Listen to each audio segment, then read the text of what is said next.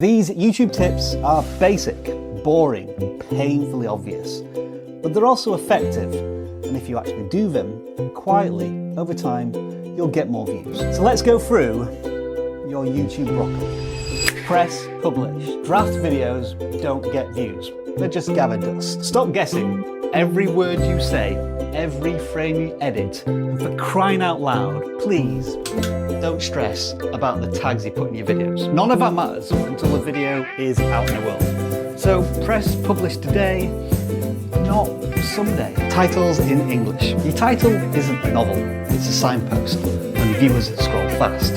So keep it clear, short, and easy to read. If you can't explain your video in under 60 characters, you're probably overcomplicating things.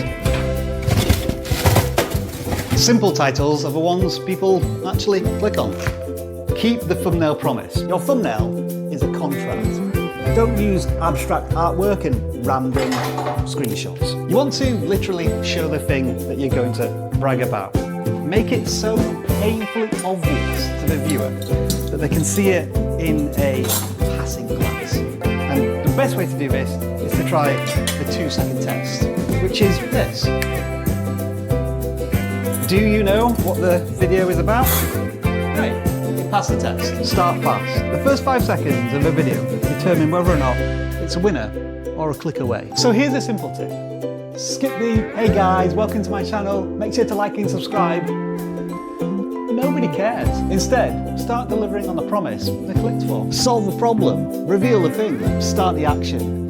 Earn their attention before you lose it. If you want a simple example of this, restart this video, you'll see what I mean. Good lighting. The cheapest camera upgrade in the world is a window. Natural light instantly makes you look cleaner, sharper, and more professional. Now, of course, if the sun has gone down, then you can use a light. And if you want to get a whiter, cleaner look with the image, then you would want to use a higher colour temperature light. And basically, just don't film in a place that's so dark it feels like you're in a dungeon.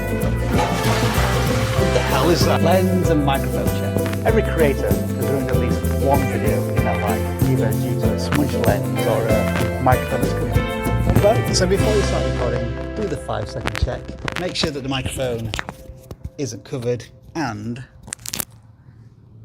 just clean your lens. Stabilize your footage. Put your camera on a tripod or a bookshelf or a stack of books to remove any jitter and movement out of your recording. Unless, of course, you want to be more raw and authentic. Just make sure not to shake the camera too much. You don't want your viewers to be seasick, do you?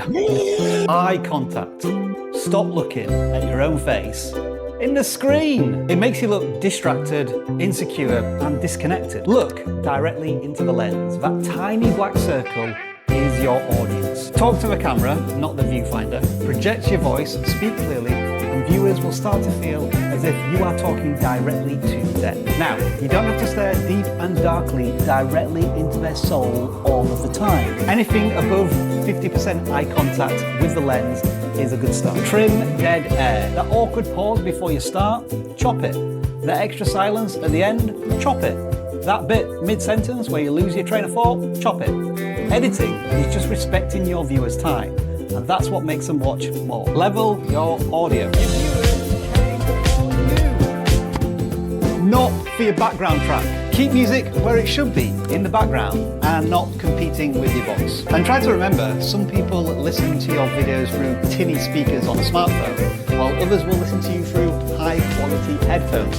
And that can change the audio levels a bit. If you don't believe me, just try it now when you're watching your video back through your editor. Ultimately, audio clarity wins over audio vibes. Build a project template. You can save a massive amount of time by creating a master video project file with all of your common elements. So we're talking about things like graphical assets, sound effects, music, lower thirds, end screens, even your color grading settings. You'll soon find that you can create a ton of stuff very quickly on your YouTube journey, and to have all of this stuff all in one place every time you start a new video is going to save you hours and hours over many years. I can guarantee it. Charge your batteries. Nothing ends a recording session faster than dead batteries. So whether you record with a DSLR or a smartphone, try to remember to charge them overnight.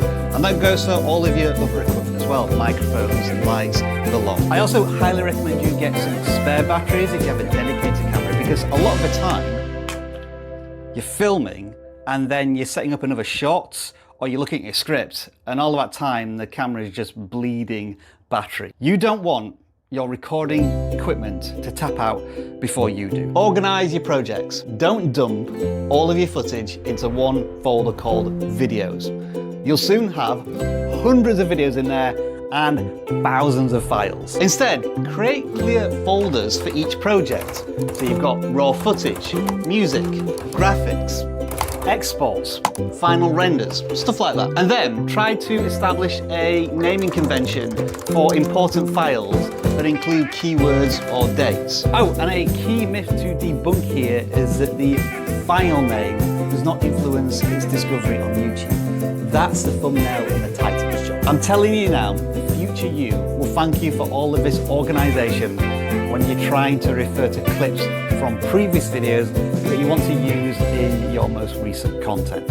I do that a lot. Upload the video as private and then set to public. During the upload process to YouTube, the video should always be set to private or unlisted. That gives you time to write the title, add a thumbnail, create a description.